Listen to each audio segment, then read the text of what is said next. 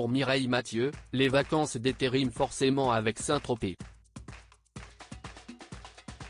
La chanteuse de 76 ans y vient tous les ans pour se ressourcer et profiter du soleil de la Côte d'Azur. Et l'interprète d'une femme amoureuse n'a pas fait exception à la tradition cet été 2022. Elle était pour l'occasion accompagnée de ses deux sœurs Christiane et Monique, de Catherine Madar et son fils adoptif et de plusieurs amis. Le temps ne semble pas avoir d'emprise sur la star qui n'a pas pris une ride.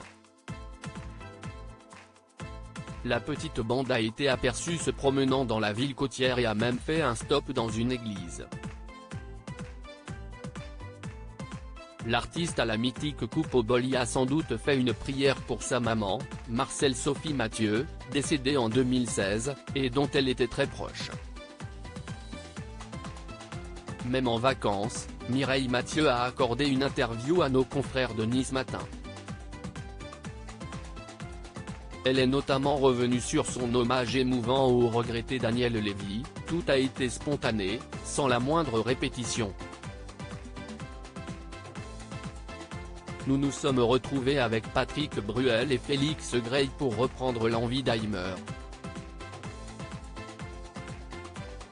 C'était beaucoup de générosité et d'émotion.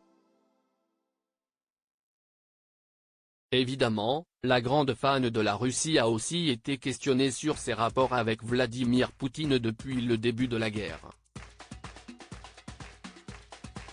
Elle explique avoir une relation différente avec l'homme d'État. Il m'a accueilli personnellement plusieurs fois lorsque je chantais là-bas, précise-t-elle en appelant à la paix entre les deux pays. J'appelle de mes vœux la diplomatie et une rencontre entre le président Poutine et son homologue ukrainien. Il faut bannir du dictionnaire le mot guerre. Si elle ne valide pas les agissements du dangereux Vladimir, elle n'oublie pas pour autant son attachement au peuple russe. La Russie est un grand pays. Les Russes aiment la France et c'est un peuple qui reste cher à mon cœur. Bien entendu, il marche à 100% derrière son président.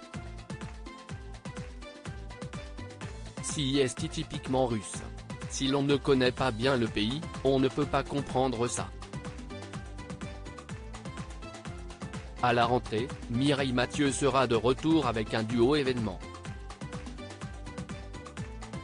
Elle sera en effet présente sur l'album posthume du chanteur Arnaud, décédé au mois d'avril, pour une version reggae de sa chanson La Paloma Adieu.